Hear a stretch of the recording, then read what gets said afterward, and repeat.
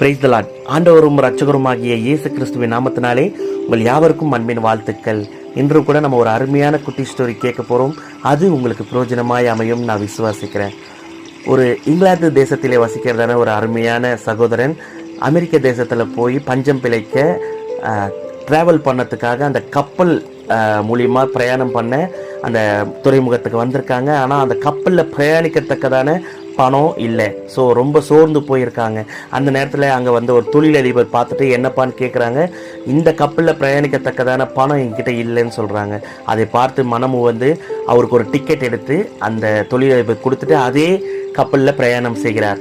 So அவர் மேலே ஏறுறாரு. அந்த சகோதரன் ஏறிட்டு 4-5 நாளாக சாப்பாடு தண்ணி எதுவும் இல்லாமல் மழையிலையும் வெயில்லையும் அந்த கப்பலோடைய முனையிலேயே நின்றுக்கிட்டு வந்துக்கிட்டு இருக்காராம்.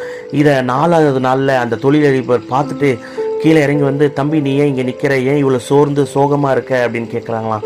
இல்லை, நீங்கள் எனக்கு வந்து டிக்கெட் எடுத்து கொடுத்தீங்க, ஆனால் சாப்பாட்டுக்கும் நான் உங்ககிட்டயே எதிர்பார்க்க முடியாது இல்லையா, அதனால தான் நான் இந்த இடத்துல ஓரமாக ஒதுங்கி நின்றுட்டுருக்கேன் அப்படின்னாராம். உடனே, தம்பி நான் உனக்கு வாங்கி கொடுத்த டிக்கெட் நான் பயணிக்கத்தக்கதான ஒரு டிக்கெட்டு, அதில் இலவச சாப்பாடு இலவச தண்ணி எல்லா வித வசதியும் உள்ள ஒரு டிக்கெட்ப்பா, நீ அதை சரியாக பார்க்கலையான்னு சொன்னாராம். இங்கே கூட நம்ம அநேக பேர் ஆண்டவர் நமக்கு நித்திய வாழ்க்கையும் நித்திய கிருபைகளையும் நித்திய தாளந்தையும் வச்சுருக்காங்க, ஒரு அருமையான வாழ்க்கையை வச்சுருக்காங்க. நம்ம அதெல்லாம் விட்டுட்டு சிறு சிறு சிற்றின்பங்களுக்குள்ளே விழுந்து போயிருக்கிறதுனால ஆண்டவர் கொடுத்த அந்த ஆசீர்வாதத்தை நம்ம கூட மறந்துட்டு இருக்கோம். ரோமர் அதிகாரத்தில் நீங்கள் படித்து பார்த்தீங்கன்னா 8ஆம் அதிகாரம் 32வது வசனத்தில் இதை குறித்து அருமையாக போட்டிருக்கோம். ஆண்டவர் நமக்காக எல்லாமே வச்சிருக்காரு, அதை நம்ம தான் சரியாக பார்க்கறது இல்லை.